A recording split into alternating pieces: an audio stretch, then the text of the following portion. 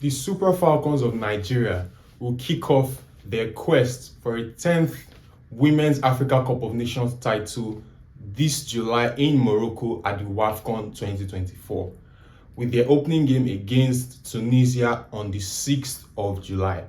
So guys, welcome to today's video. In today's video, I'll be talking about all things Super Falcons at WAFCON 2024, analyzing their tournament prep, mounting problems around the team, and of course, what my expectations are for the team at WAFCON 2024. So guys, without further ado, let's get into our first prompt. Well, the Super Falcons are drawn in Group B at WAFCON 2024 alongside Algeria, Botswana, and Tunisia, who they will be playing in the opening game. Now, we need to go into the preparations for the tournament. How has it been? Has it been good? Has it been bad? Has it been just there? Well, I have news for you. As usual, it has not been up to standard. Because, first of all, in case you do not know, the Super Falcons have missed 2 international windows in the past year. 2 chances to play matches against, highly ranked teams and accumulate points in the ranking if they don't lose, But for some reason, they've not been able to play any games. The Federation has not given an explanation for that. Nobody has given an explanation, and the team was just there idle. No camp, nothing. Now, in the last break that they had last month, I think early last month in June, they're supposed to play 2 games against Cameroon, 2 friendly games against Cameroon, and then over the couple of days in that week, we heard that, there's some issues with the Cameroonian team, and this and that, they couldn't travel, and this and that, and then the game was postponed, I think once or even twice, and then eventually they said only 1 game will be played. So now, the Super Falcons were supposed to play Cameroon twice, but ended up playing Cameroon only once. And that's another international window where some time of it was wasted.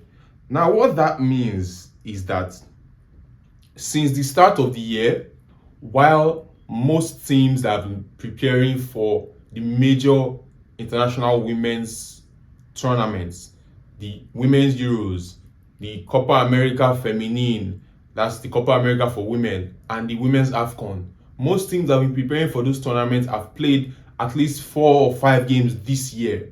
The Super Falcons of Nigeria, the African champions 9 times, have played only once this year, going into a major tournament. Well, guys, I think if you follow my page, or you follow my YouTube channel, you subscribe, you must have heard me speak about women's football, Nigerian football, and my disappointment. So I don't think I need to go too far into this, because I think what I'm going to say is very clear, and I'm going to say that further on. But I'm highly disappointed in the way we've handled women's football so far. And honestly, let's even pause. Let's go to something else, because we have some mounting problems that still remain with this team. Now, as of today, this team is still being owed, the players of this team, and I believe the coach as well, they're still being owed match bonuses and salaries. Now, this is not an issue that's, is new to Nigerian football fans or people who follow Nigerian football, women's football. The men's team, the women's team are being owed. However, the women's team are being owed in an astronomical level. At some point, I watched an interview recently where the former Super Falcons manager, Randy Waldrum, spoke about his time as coach of the team and mentioned that he was being owed salaries for 14 months, up to 14 months. And guys, the thing about this is, it's mediocrity that we just allow to fly.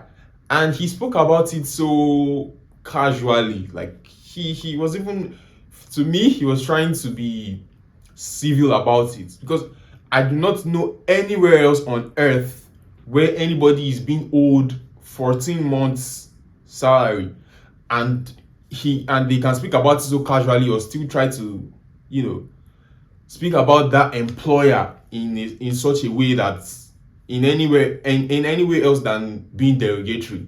I don't know. But I think people just have this idea, or maybe the administrators just have this idea that, oh, he's a coach, he must have money already, so even if we don't pay him, like, it's so funny, because I always say this when we have these conversations. If anybody can prove to me that, because people like to give the excuse of the federation does not have money, and maybe some other issues and whatnot, they've not gotten the allocation from FIFA or from the presidency or from whoever is supposed to give them money to run their affairs. If the federation can prove to me that all the time when salaries are being owed our national team coaches and match bonuses are being owed our national team players, that the NFF president's salary, or the people who work inside the glass house at Abuja, their salaries are also being owed. If they can prove that to me, then I can agree that, okay, it is a general thing. But as far as I know, none of the salaries of people who work in the glass house at the NFF is being owed. Everybody gets their salary promptly. So I don't know why, national team coaches' salaries are being owed. And even if you say, okay, it is expensive to pay a manager for the Super Eagles, who the Super Eagles manager will normally earn more. How much is the salary of the Super Falcons manager? I mean, this dude is somebody he brought from University of Pittsburgh, coaching a women's team there as well. So how much could he possibly be earning that you owe him for 14 months? Anyways, guys, I don't want to dwell on that for too long. This is an issue we've always had, right? Now, they also not provided suitable environment for training. I mean, we've known about that. Just about 2 months ago, a documentary dropped, I think, about that was covering the women and the Super Falcons, and I think their time at the Olympics and other things. And then I think all of us already know the issues with the Super Falcons and how they've been treated poorly. But there was something that came out that even shocked us the more. The Super Falcons right back, Michelle Alozie, came out to say that on that documentary that the first time she got called to camp in Nigeria, she was shocked after she trained and she asked somebody about where to drop her kids, training wear or something. And then she found out that she had to do her laundry with her own hands. Apparently, there's nobody to help you do your laundry in camp. Now that's something that shocks us, because even at the bare minimum, we assume that, okay, there should be washing machines or something. I mean, it is camp. It is not, a village or something. And so that is a very confusing thing, even for me, because I have the least expectations of the Nigerian Football Federation. So I don't know what this is. I was on a show recently. You guys who follow me must have seen this on a podcast recently. And if you've watched that episode, you will know that two people on that show were trying to gaslight me. I don't know, for whatever reason, they have affiliations with the NFF and they don't want to step on anybody's toes. I don't know.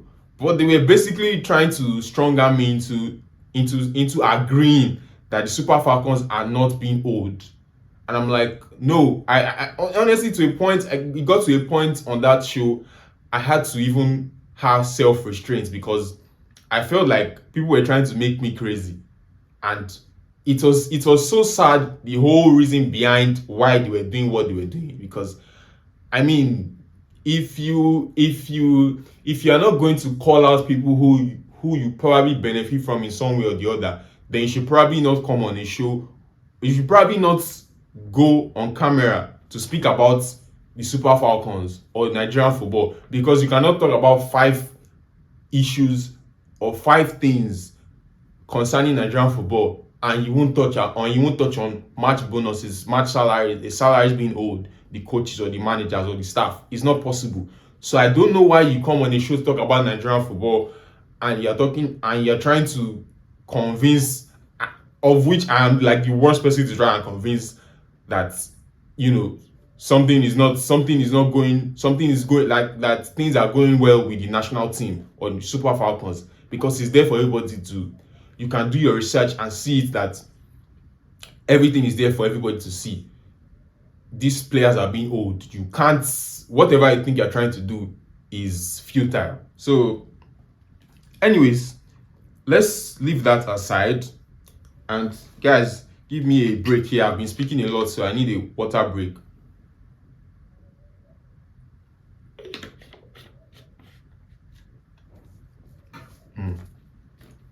Okay, back to what I was saying.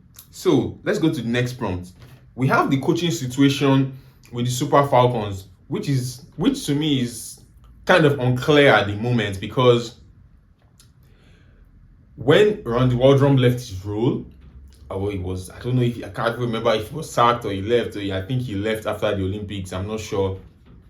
I don't think he left on good terms. Anyway, there was an appointment of Justin Madugu, who is currently, in charge of the team.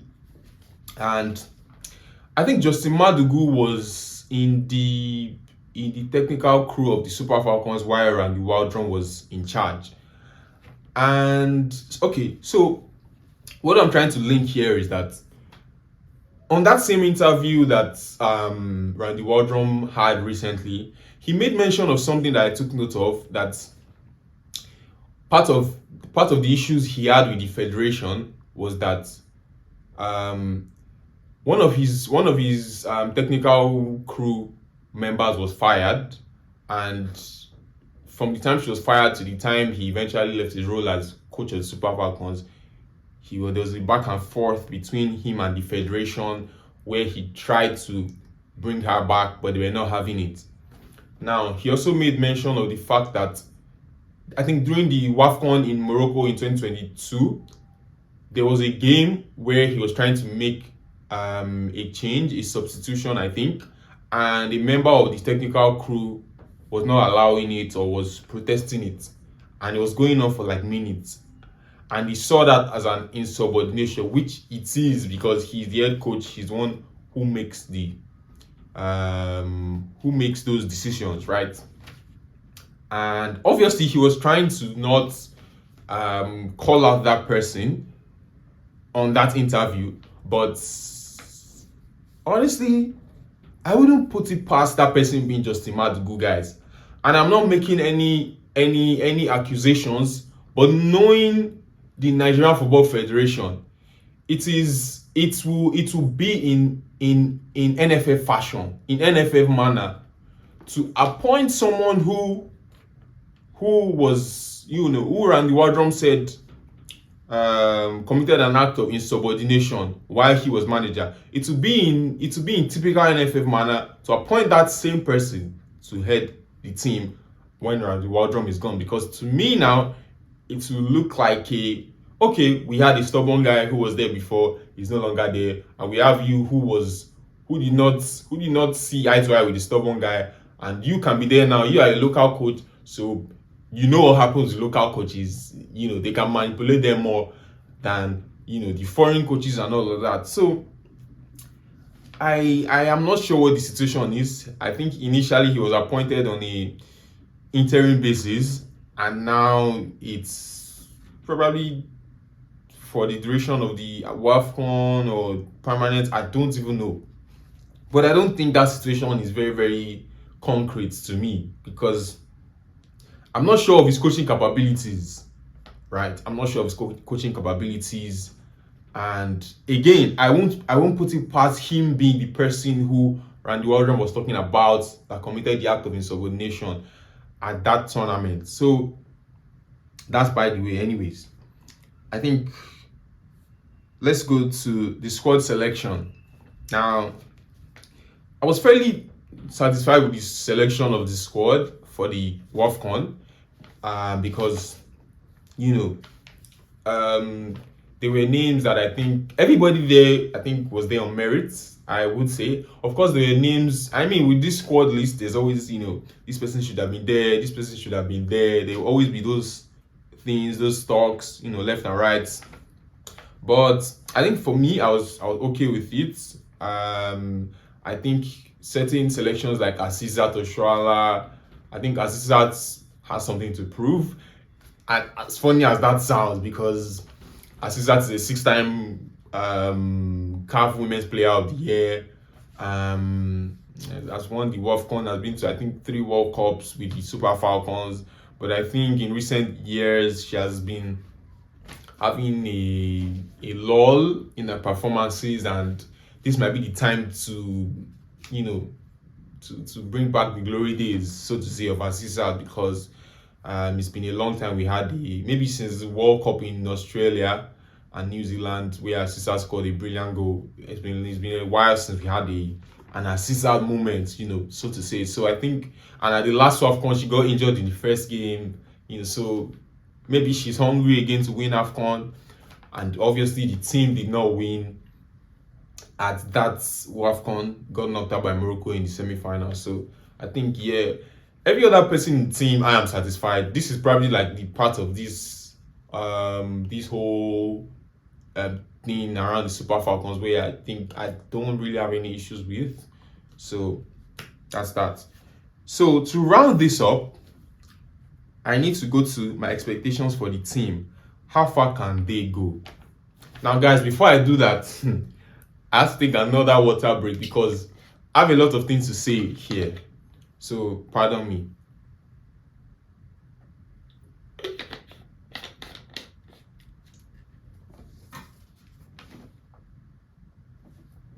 Now, if you ask me, what would this team achieve at WAFCON 2024?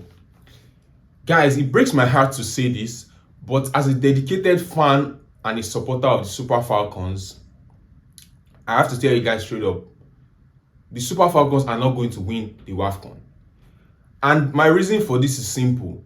We cannot continue to be mediocre in the way we approach women's football in Nigeria and just assume that because we are Nigeria and because we've won it 9 times before, we just waltz in there as usual and win it regardless of owing players match bonuses running into several months, owing the coaches not providing them enough facilities for training and not giving them enough camps, playing one game in 1 year.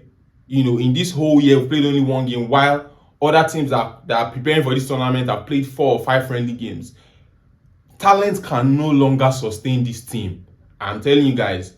And these are some of the reasons why I feel like we are not coming back from Morocco with that trophy. As simple as that. Because I cannot look at anything that is going on with the Super Falcons right now and say,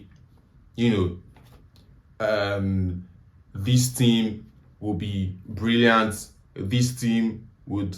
I think anybody who has been watching the Super Falcons over the past, say, 1-2 years, you would know that this team, you can't really say this team is on an upward trajectory.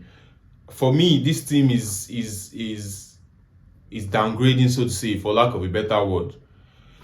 I am not seeing anything that makes me feel like, oh, they're going to win this trophy, because I think that the teams in Africa have already caught up with us, not even catching up, because we used to say, oh, they're catching up with us, South Africa is catching up with us, Morocco is catching up with us. They've caught up with us. South Africa beat us at the last WAFCON and won the WAFCON. Morocco beat us at the last WAFCON, even though, they had a big advantage because we had 2 players red-carded, and they still had to beat us on penalties. But still, when you see what is going on in that same Morocco with their football development program and the money from FIFA that they've used the money they got from FIFA to do, what their federation has used the money from FIFA to do, they've established a national football center for men's, women's teams, and the facilities they have there. Even the former coach of Super Falcons, Wardrum, spoke about it on that interview. It's world class. competing with what you have in Europe and the best countries in Europe. When you see that thing, you know that it's only a matter of time. We would. I think people are starting to be delusional about how much the ability of Super Falcons can take us in every WAFCON tournament. And I'm sorry to say, it doesn't work that way, because you cannot continue to be mediocre about this thing when people are establishing world-class structures to facilitate the development of football in their country, and they will continue to achieve results, so much so that you, that has been the GOAT for a long time, the best team, you can no longer match up to them. It's just simple. You can no longer match up. It's going to get to a time, because I think we feel like the way we approach WAFCON in Nigeria, women's AFCON, is the way maybe Real Madrid fans approach the Champions League. But Real Madrid does good things with their football. We don't do that here. But we want to feel the same way Real Madrid fans feel when Real Madrid doesn't win the Champions League. We want to feel the same way. Have we invested in our football the way Real Madrid does? No. So this is the thing. The Super Falcons will not win WAFCON if we continue to do these things. You cannot compete with Morocco with the structure that they are building in their country to develop football. You cannot compete with South Africa, because now South Africa have the talent, the ability, and also they are investing more in their women's football than us. We cannot be delusional about how much this team can achieve just because we feel we are Nigeria. That will no longer work for us. It will get to a time where our qualification for WAFCON will be at risk if we even continue to go to toe this path. It will get to a time where we might even be doing mathematics to qualify for WAFCON. Something that's winning it used to be our birthright. It will get to that time. But in order for us to get to that time, the NFF knows what they need to do, and the football administrators in this country, they know what they need to do. If we don't do it, we are not coming back from Morocco with that trophy. No, sir. It will not work. I'm telling you now. Anyways, guys, this is where I bring my rant to a close, because today is basically a rant. When I speak about women's football, most times I'm ranting. Nigerian women's football in particular, most times I'm ranting. So this is where I bring today's video to a close. Thank you guys for watching. As you can see, I'm not even smiling. I don't want to smile because I'm pissed.